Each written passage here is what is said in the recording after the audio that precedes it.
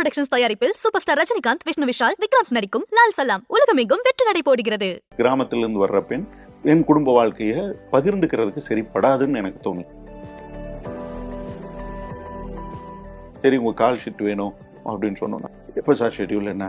இல்ல ஒரு 70 years தேவைப்படுது அப்படின்னு. எதிரில் ஒண்ணுமே சத்தத்தையே காணா. எல்லாருக்கிட்டையுமே அவங்க அப்பா ஒண்ணுல இருந்து எல்லாருக்கிட்டையும் சொன்ன விஷயம்னா இது காதல் அல்ல. மாசம் 10,000 ரூபாயில் நீங்க குடும்பம் நடத்தணும். இதுதான் என்னுடைய அடிப்படையான கண்டிஷன். இதுவரையிலும் நான் அவங்கள பேரை சொல்லி கூப்பிட்டது இல்லை. நம்புவீங்களா? என்ன சொல்லி கூப்பிடுவீங்க?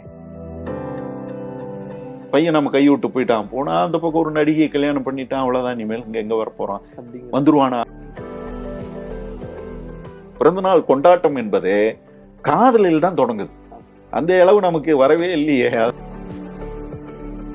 நான் ஃபேமிலியோட போனா மட்டும் பியர் சாப்பிடுவேன். அப்போ அவங்க போட்டு அந்த பியர் பாட்டில் வாங்கி அடி உங்களுக்கு கிஃப்ட் அப்படின்னு என்னுடைய மூத்த மகள் முதலில் கொடுத்த கிஃப்ட் பியர்.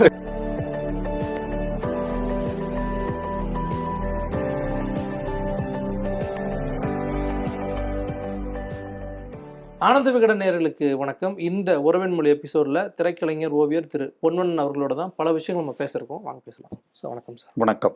கேரளாவை சார்ந்த ஷீலா என்கிற சரண்யா பொன்வண்ணனை சந்திக்கிறீங்க. அந்த சந்திப்பு எங்க நடக்குது? அவங்க கேரளா இல்லை. ஓகே, அதை சொல்லிடுறேன். ஓகே. அவங்க ராமநாதபுரத்தை சேர்ந்த ஒரு பாரம்பரியத்திலேருந்து வர்றவங்க.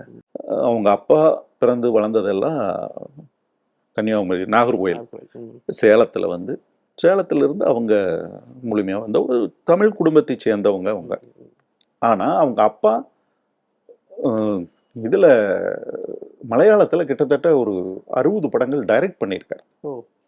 பிரேம்நேஷியர் படங்களே 50 படங்கள் டைரக்ட் பண்ணியிருக்காரு. பெரிய இங்கே இருக்கிற எஸ்வி முத்துராமன் சார் மாதிரி ஒரு கமர்ஷியல் டைரக்டர் அவருக்கு. அவர் ஒரு தலைமுறையில் மிகப்பெரிய வெற்றி கொடுத்த ஒரு இயக்குனர். அது பெரும்பகுதியான படங்கள் மலையாளத்தில் பண்ணதுனால அவருடைய தொடர்பும் இமேஜும் எல்லாமே ஒரு மலையாளம் சார்ந்த தொழில்முறையான இமேஜ் அப்படி படிச்சது.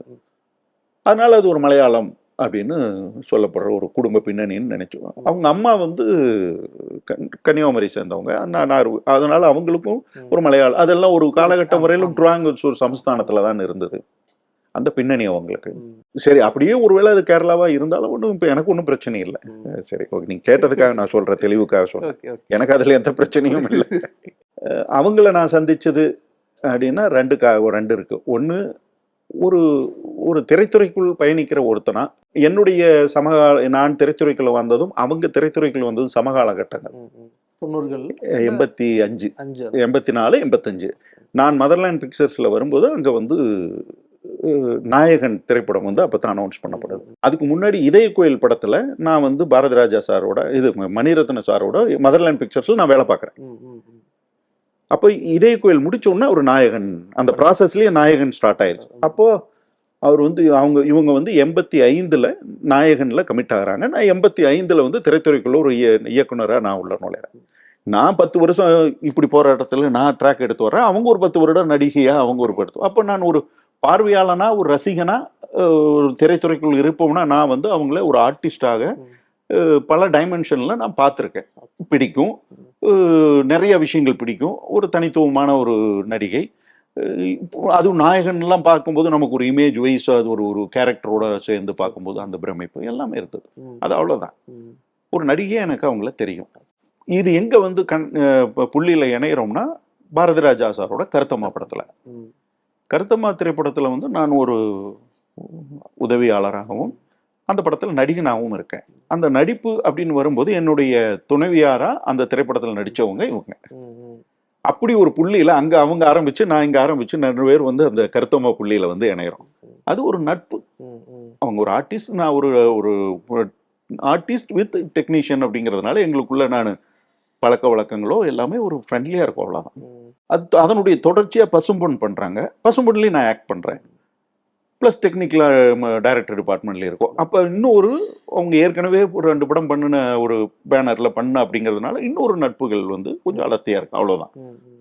இதை தாண்டி வேற ஒரு எங்களுக்குள்ள எந்த விதமான ஒரு அன்பு பரிமாறுதலோ அல்லது திருமணத்தை நோக்கி நகர்றதுக்கான அந்த எண்ணப்பாடோ எதுவுமே கிடையாது.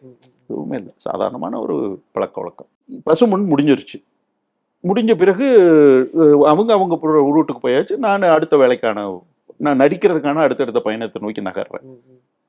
அப்போ இந்த புள்ளியில் என்ன ஆகுது, நம்ம என்னுடைய 30வது வயதில் என்னுடைய திருமணத்தை பற்றி அந்த வயது வந்து குடும்பம் சூழ்நிலைகள் இப்படின்னு ஒரு தீர்மானிக்க வேண்டிய கட்டாயத்துக்கு நான் வர்றேன். வரும்போது நான் என்னுடைய ரசனை, எதிர்காலம், சென்னை வாழ்க்கை, இது எல்லாத்தையும் கணக்கு போட்டு எனக்கு கிராமத்திலேருந்து வர்ற பெண் என் குடும்ப வாழ்க்கையை பகிர்ந்துக்கிறதுக்கு சரிப்படாதுன்னு எனக்கு தோணுச்சு. காரணம் என்னன்னா, நான் 10 வருடம் அட்வான்ஸாக சென்னை வாழ்க்கையை பழக்கப்பட்டவன ஒருத்தனா இருக்கேன். கிராமத்திலேருந்து வர்றவங்க இன்னும் 10 வருடம் என்னோட இயல்பாக பின்தங்கி இருப்பாங்க. அவங்க பிக் பண்ணி இந்த கலாச்சாரம், இந்த கேரக்டர்ஸ், இதெல்லாம் இந்த சென்னை வாழ்க்கை எல்லாம் பண்ணி வர்றது இன்னும் கொஞ்சம் காலகட்டம். அப்போ அந்த இடைவெளி இருந்துக்கிட்டே இருக்கும். அப்போ சென்னை வாழ்க்கையிலேயே திரைத்துறையில் சென்னை வாழ்க்கையில் இருக்கிறவங்க யாராவது இருப்பாங்களா நட்பு வட்டத்தில்? அப்படி பார்த்தா அது வந்து எனக்கு ஒன்றும் கண்ணுக்கு தெரிஞ்ச பக்கம் இல்லை. சரி, திரைத்துறைக்குள்ள அப்படின்னா எனக்கு திரைத்துறைக்குள்ள பெரிய பழக்க வழக்கம் எல்லாம் கிடையாது. நிறைய நண்பர்கள் அப்படிலாம் ரொம்ப குறைவான நட்புகள் தான். அப்படி வரும்போது பழக்கத்தில் ரொம்ப க்ளோஸாக சமீபத்தில் பழகின இவங்க எனக்கு டக்குன்னு ஒரு ஞாபகத்துக்கு வந்தவங்க. சரி கேட்போம் அப்படின்னு கேட்டேன். நான் தான் கேட்டேன். அது ஒரு சுவாரஸ்யமான சம்பவம். கேட்டோம். அப்புறம் மறுபடியும் அது அவங்க அப்பா, எங்கள் அப்பா எல்லாரும் ஒரு தீர்மானிக்கப்பட்ட ஒரு திருமணமா அது எளிமையாக நடத்தி முடிச்சோம். முதல்ல சொல்லும் போது மேடம் என்ன ரியாக்ட் பண்ணாங்க? அவங்க எதிர்பார்க்கல. நான் நேரடியாக திருமணமாகவும் கேட்கல. நான் பசும்பொன் முடிச்சு ஒரு 6 மாத காலகட்டம் இருக்கும்னு நினைக்கிறேன். 4-5 மாதம் இருக்கும்னு நினைக்கிறேன்.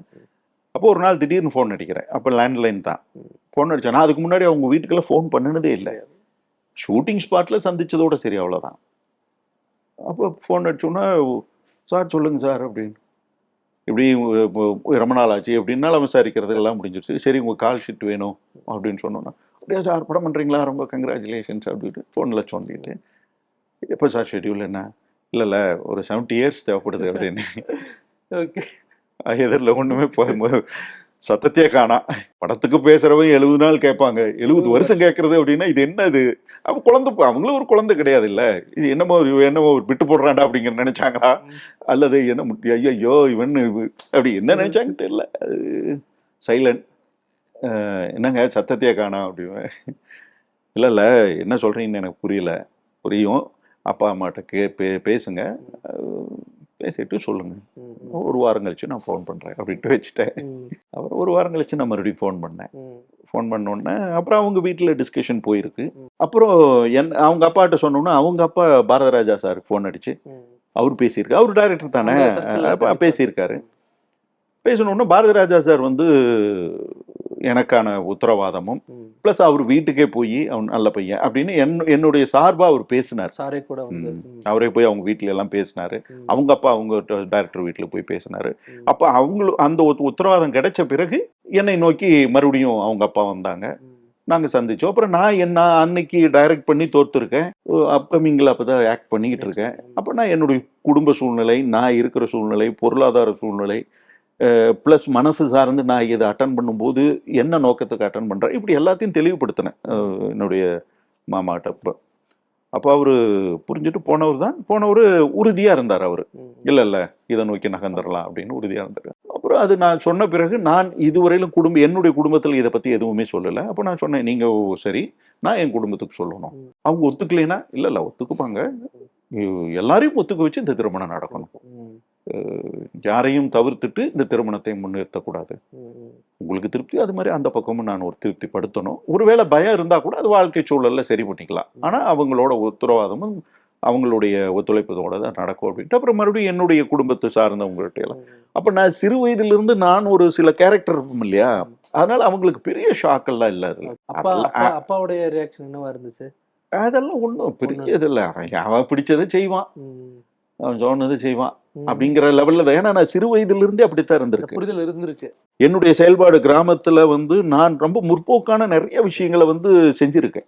அது வந்து அந்த ட்ரெடிஷனலான கட்டுக்கோப்பான சமூக கட்டுக்கோப்புகளை கூட நான் உடைச்சி சில விஷயங்கள் பண்ணேன். அதுக்கெல்லாம் வந்து எனக்கு புத்தக அறிவும் பெரியாருடைய தாக்கங்களும் எனக்கு கம்யூனிஸ்ட் நண்பர்கள், பெரியாருடைய தாக்கங்கள்லாம் எனக்கு பெரிய பாதிப்புகள் இருந்தது. அதனால அது வந்து எனக்கு என்னுடைய இயல்பு கேரக்டரோட அது ஒத்து போச்சு. ஒத்து போனதை நான் செயல்பாடுக்குள்ள கொண்டு வரும்போது இதெல்லாமே குடும்பத்துல என்னை பல வருடங்கள் பார்த்ததுனால இவங்களுக்கு இது வந்து ஒரு பெரிய அதிர்ச்சியாவோ ஐயோ அப்படின்னு எதிர்பார்க்கல. பயம் இருந்திருக்குது. பயம்தான் உண்மையை சொல்லப்போனா, பயம் மட்டும் இருந்தது. இப்படி போயிட்டான் பையன், பிரிஞ்சு போயிடுவான், இனிமேல் இங்க வாழ்க்கை சூழலுக்கு வரவே மாட்டான். ஒரு பயம் இருந்துச்சு. நம்ம குடும்பம் இங்க உள்ளூர்ல ஒரு பெண்ணை திருமணம் பண்ணியிருந்தா இங்க வந்து போறது இருந்திருக்கும், உறவுகள் அங்க இருக்கு அமையும், அந்த சமூக கட்டுப்பாட்டுக்குள்ள அந்த கோட்டுக்குள்ளேயே நம்ம ஒரு அந்த ட்ராக் போயிருக்கோம். நான் வீட்டுக்கு மூத்த பையன், அதனால அது வந்து போயிருச்சு. பையன் நம்ம கையை விட்டு போயிட்டான், போனா அந்த பக்கம் ஒரு நடிகையை கல்யாணம் பண்ணிட்டான், அவ்வளவுதான், இனிமேல் இங்க எங்க வர போறான், வந்துருவானா, அப்படி அந்த பயம் இருக்கும் இல்லையா. இயல்பா அந்த பயம் மட்டும்தான் இருந்ததே தவிர எனக்கு அது இருக்கும். அது வாழ்க்கையில நம்ம நடந்துக்கிற செயல்பாடு மூலம் தான் அது சரி பண்ண முடியும். எனக்கு வரையும் போது நீங்க சொல்ற மாதிரி ஒரு கிராம சூழல்ல அது கண்டிப்பா எப்போ இருக்கும். நீங்க இப்ப படித்தவர்கள் பத்தியிலேயே இருக்கிறது அது மனிதனுடைய ஒரு இயல்பான பயம்.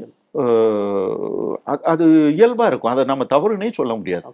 அதை நீங்க எதிர்கொள்ளணும்னா வாழ்ந்துதான் எதிர்கொள்ளணும். செயல்பாட்டுல தான் அதை வந்து சரி பண்ண முடியும். அது ஒண்ணுமே பண்ண முடியாது. போன்ல கால் ஷீட் கேக்குறீங்க, நேரடியா சந்திச்சிங்க, அதுக்கப்புறம் எல்லாம் அதுக்கு பிறகு இந்த திருமண விஷயங்கள் இதெல்லாம் வந்து நான் நகரலாம் அப்படிங்கும்போது நான் நேரடியாக சந்திக்கிறேன். முதல்ல ஆர்டிஸ்டா இருக்கும்போது அவங்கள பத்தியும் என்னை பத்தி அவங்களுக்கும் ஒரு ஒரு ஒரு குறிப்பிட்ட ஒரு வரைமுறைக்கு மேல நம்ம பேசினதில்லை, நானும் பேசினதில்லை. அதனால ஆன் ஸ்பாட்ல நாங்க கிட்டத்தட்ட ஒரு 1.5 வருஷம் 2 படங்கள் வேலை பார்த்துருந்தாலும் நான்லாம் வந்து கேட்கன்னு போய் சும்மா சாதாரணமா பேசவே மாட்டேன். இன்னும் சொல்ல போனா எனக்கெல்லாம் ஸ்பாட்ல நான் அவ்வளவு சிட்டு மூஞ்சியா இருப்பேன், அவ்வளவு கோபக்காரனா இருப்பேன், வேலையை தவிர வேற ஒண்ணுமே பேச மாட்டேன். அப்படிப்பட்ட கேரக்டர் தான் நான். இன்னும் சொல்ல போனா பல சமயங்கள்ல எனக்கு அவங்களுக்கு ஸ்பாட்ல நான் நிறைய திட்டி விட்டுருக்கேன், தகராறு இருக்க, அழுதுட்டு கூட போயிருக்காங்க. அவ்வளவு. ஆனா அப்படித்தான் என்னுடைய கேரக்டரா இருந்திருக்கு. அப்ப இந்த பக்கம் ஒரு திருமணம்னு வரும்போது அவங்களுக்கு ஒரு பயமோ அல்லது என்ன காரணத்தினால் நம்மளை என்ன இப்ப இந்த வாழ்க்கை சூழலுக்குள்ள அவங்க வர்றாங்க அப்படின்னு இருந்தாலும் இப்போ வேலை இல்லாம பொறுப்பு இல்லாம நம்ம சாதாரணமா பேசும்போது ஒரு குணாதிசயம், இயல்பான குணாதிசயம் இருக்கு இல்லையா. அதுல நான் யாரு, திருப்பி சொன்னேன், நான் யாரு, எனக்கான இன்கம் என்ன, அது என்ன, இது என்ன. மாசம் 10,000 ரூபாய் என்னால் சம்பாதிக்க முடியும், அவ்வளவுதான். இந்த 10,000 இந்த 10,000 ரூபாய ஒரு வருடத்துக்கு நான் பேங்க்ல போட்டுருவேன். 1,20,000 ரூபாய் நான் பேங்க்ல போட்டு உங்க பாஸ்புக்கை உங்க கையில் கொடுத்துட்றேன். மாசம் 10,000 ரூபாயில் நீங்க குடும்பம் நடத்தணும். இதுதான் என்னுடைய அடிப்படையான கண்டிஷன். இதுக்கு பிறகு நம்ம சம்பாதிக்கிறோம், ஆட் பண்ணிக்கிறோம் அப்படிங்கறதெல்லாம் வேற விஷயம். உங்க குடும்பத்துல இருந்து எனக்கு எந்த பொருளாதார உதவிகளும் வேண்டாம், என் குடும்பத்துல இருந்து எந்த பொருளாதார இது இல்ல. இது இந்த இடத்துல 10,000 ரூபாயில நம்ம வாழ்க்கைய அணுகணும் அப்படின்னு நான் சொல்லிட்ட பிறகு நான் சொல்லலாம். இப்ப எனக்கு நான் அந்த திருமணத்தை பத்தி ஒரு பார்வை, முடிவு இதெல்லாம் எடுத்ததுனால நான் அதை சொல்லலாம். ஆனா எதிரில் இருக்கிற நபர் வந்து அதை ஆனர் பண்ணி புரிஞ்சுக்கிட்டு அதுக்குள்ள வரணும் இல்லையா. அவங்க ஆர்டிஸ்ட், அவங்க என்னவாக வாழ்க்கையை அமைச்சுக்கிட்டாங்க, என்ன எதிர்பார்ப்புல இருக்காங்க, என்ன கனவுல இருக்காங்க, இயல்பா அந்த வாழ்க்கை சூழல்ல அவங்க எவ்வளவு செலவு பண்றாங்கன்னு கூட எனக்கு தெரியாது. ஆனா நான் அவங்கள வந்து என்னுடைய ரூட்டுக்கு இதுதான் அப்படின்னு சொல்லி இழுக்கிறேன். வரலாம், வராம கூட போலாம்.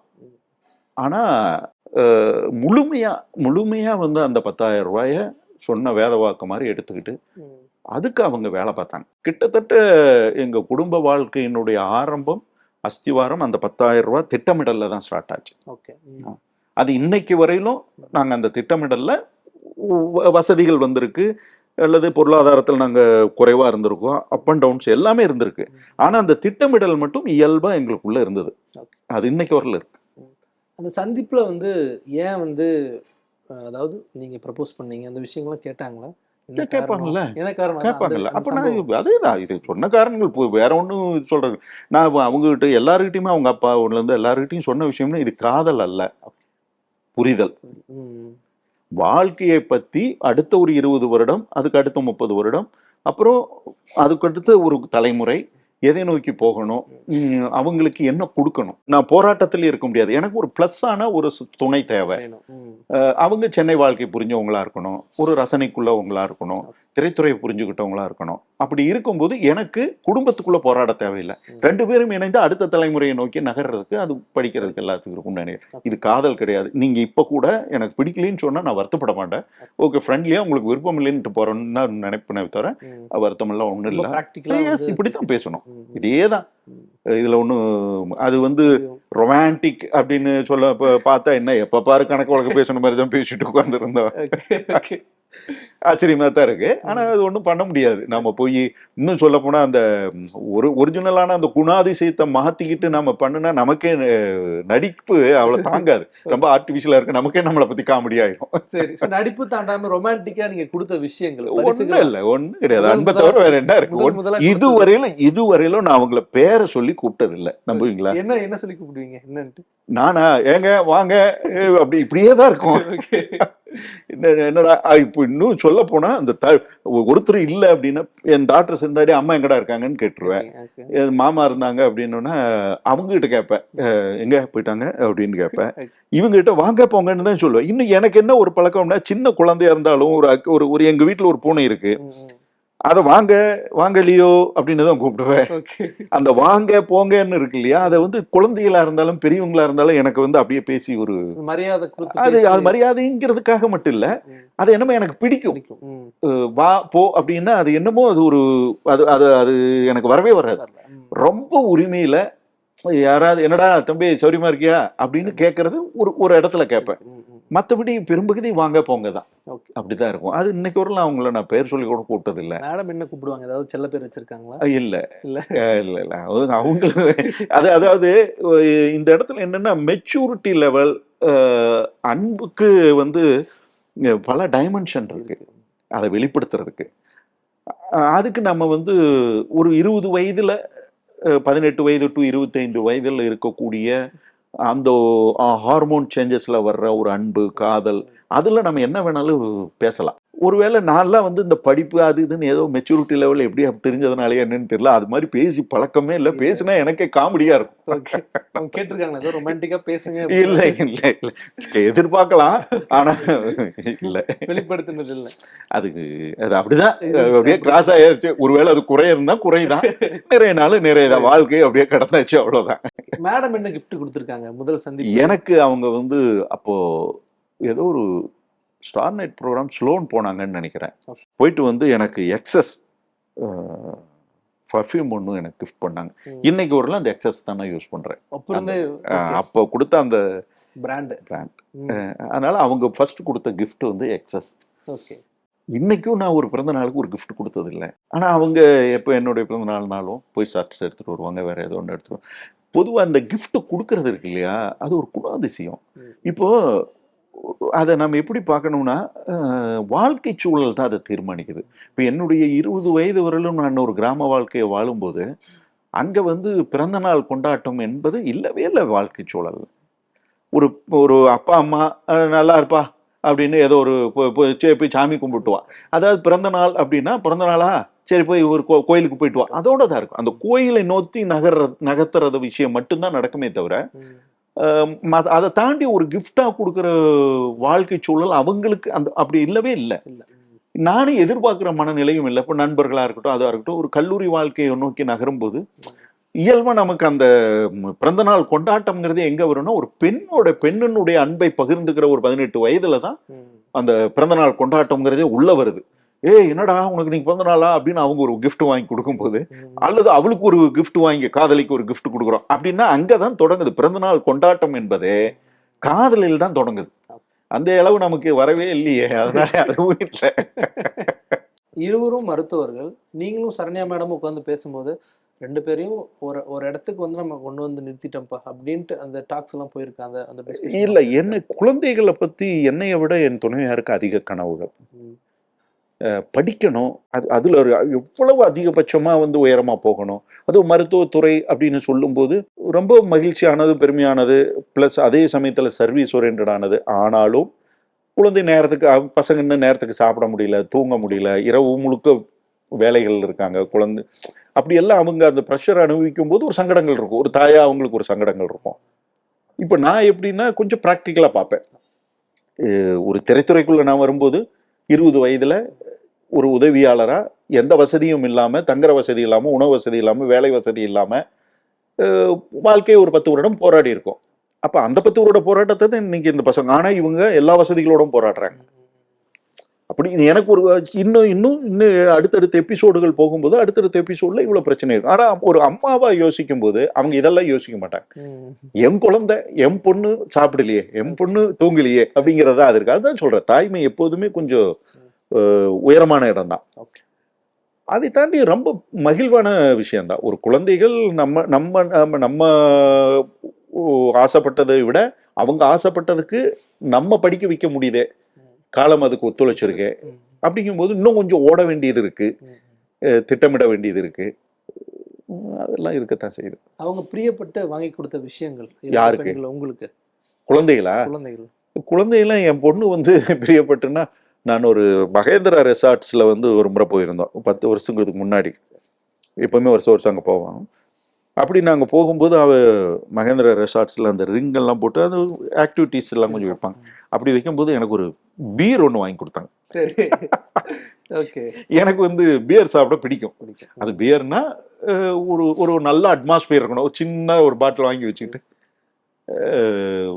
அப்படி உட்காந்துருப்போம். சும்மா அது குடிக்கிறதுக்காக இல்லாம அந்த அது ஒரு ஒரு அட்மாஸ்பியருக்காக, அது கம்பெனிக்கு அப்படி. அதனால அவளுக்கு என்னன்னா, நான் ஃபேமிலியோட போனா மட்டும் பியர் சாப்பிடுவேன். அப்படி உட்கார்ந்து இருக்கும்போது அது குழந்தைக்கு ஏதோ தோணி இருக்கு. அப்ப நான் சொல்றது 15 வருஷத்துக்கு முன்னாடி. அவங்க 9th என்னமோ படிச்சுட்டு இருக்காங்க. அப்போ அவங்க போட்டு அந்த பியர் பாட்டில் வாங்கி அடி உங்களுக்கு கிஃப்ட் அப்படின்னு என்னுடைய மூத்த மகள் முதலில் கொடுத்த gift beer. Corona beer. Corona beer.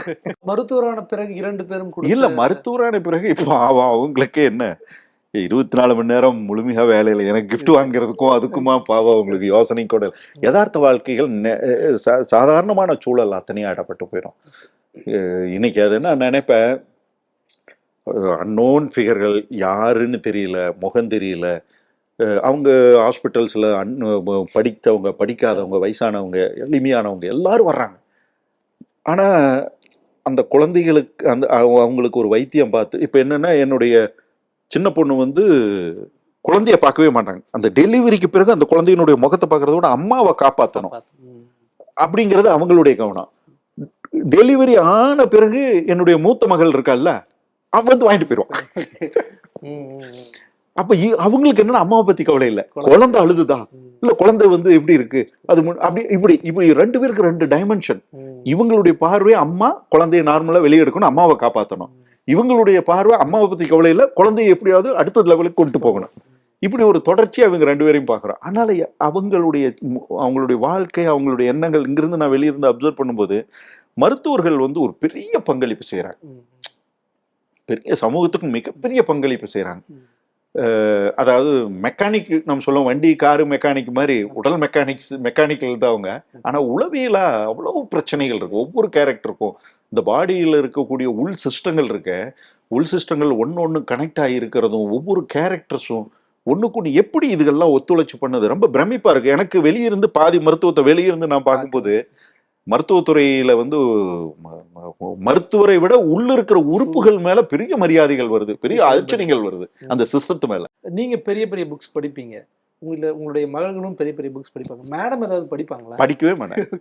ஏன்னா நீங்க சொன்னீங்கல்ல, படிக்கவே மாட்டாங்க. எனக்கு தெரிஞ்சு அவங்க சமையல் புக்கு அதாவது எடுத்து அப்படி பரட்டிட்டு சமையலுக்கு, இல்ல டெய்லரிங், எம்ப்ராய்டரி, இந்த மாதிரி டிசைனிங் சார்ந்து ஏதாவது புத்தகங்கள் ரெஃபரன்ஸ், அவ்வளவுதான். அவங்க அவங்க என்னென்ன இப்ப இன்ஸ்டிடியூட் ஒன்று பண்றதுனால அவங்க சிலபஸ் அவங்க படிக்கிறது எதெல்லாம் அவங்களுக்கு தேவை அந்த உலகத்துல மட்டும்தான் அவங்க இருப்பாங்க. அந்த தாண்டி ஒன்ன விஷயம் யோசிக்கிறது, அது ஃபேண்டசி கனவு ஒண்ணுமே இல்லை. அது மொத்த குத்தகதாரன் நான் தான். கேட்பாங்களா இவ்வளவு புக் வாங்கிட்டு வரீங்க, நீங்க எவ்வளவு புக்? நிறைய நிறைய நிறைய. ரூம்ல ஒரு காலகட்டத்துல என்ன ஆச்சுன்னா, புத்தகங்கள் சைடுல இருந்து நான் சென்டர்ல உட்கார்ந்துருந்தேன். ஒரு காலகட்டத்துக்கு ஒரு புத்தகம் எல்லாம் ரூம் ஆக்கிரமிச்சுக்கிட்டு நான் வெளியே போறது, நான் உள்ள ரூம்ல போய் எட்டி போயிட்டு உட்கார்றது கூட இடம் இல்லை. போகும்போதெல்லாம் மொத்த பத்தியாக பிடிச்சிக்கிட்டு வந்தா சொல்லிட்டே இருப்பாங்க. ஆனாலும் நான் படிக்கிறவன், வாங்கி போடுறேன்னு இல்லை, படிக்கிறவன் அப்படிங்கறதுனால அது வந்து டே 1ல இருந்து அக்செப்ட் பண்ணி அது என் கேரக்டர்னா இருக்கு. இப்ப நான் பொன்னொன்னன் அப்படின்னா என்ன அப்படின்னு நீங்க ஒரு உருவம் இருக்கு இல்லையா, அதை எடுத்து என் உருவம் அல்ல, நான் என்னை சார்ந்த செயல்கள் இருக்குல்ல. நான் இப்போ புத்தகங்களா இருக்கட்டும், ஓவியங்களா இருக்கட்டும், அல்லது என்னுடைய அதர் ஆக்டிவிட்டீஸா இருக்கட்டும், இதெல்லாம் சேர்ந்துதான் நான். அது அவங்களுக்கு தெரியும். என்னையும் அதையும் பிரிக்க முடியாது. இதெல்லாம் சேர்ந்ததுதான் இவன். இதெல்லாம் செய்யலைன்னா இவன் இல்ல. இதெல்லாம் இல்லைன்னா நான் இல்ல. அப்படி அப்படி தொடர்ச்சியாவே இருந்திருக்கேன். நான் இன்னைக்கும் இல்ல. யோசிச்சு பார்த்தா என்னுடைய 6th ஸ்டாண்டர்ட் படிச்சதுல இருந்து இப்படித்தான் இருந்திருக்கேன். இந்த 30 வயது பையன்களுக்கு அவங்க வீட்டுல பாக்குற அம்மாவை ஸ்பாட்ல ஒரு அம்மாவா இருக்கும். ஒரு அம்மா அதே டைலாக்ஸ், அதே குணாதிசயம். தவறுகள் அந்த நம்ம கண்ணுக்கே தெரியாது. அது அவங்க கண்ணுக்கு மட்டும்தான் தெரியும். நான் நல்லா எப்படின்னா சூழ்நிலைக்கு தகுந்தாற் போல நடக்கிறாள். அவங்க எந்த சூழ்நிலை வந்தாலும் அப்படியே நடக்கிறாள். 2 எக்ஸ்ட்ரீம் எண்ட்.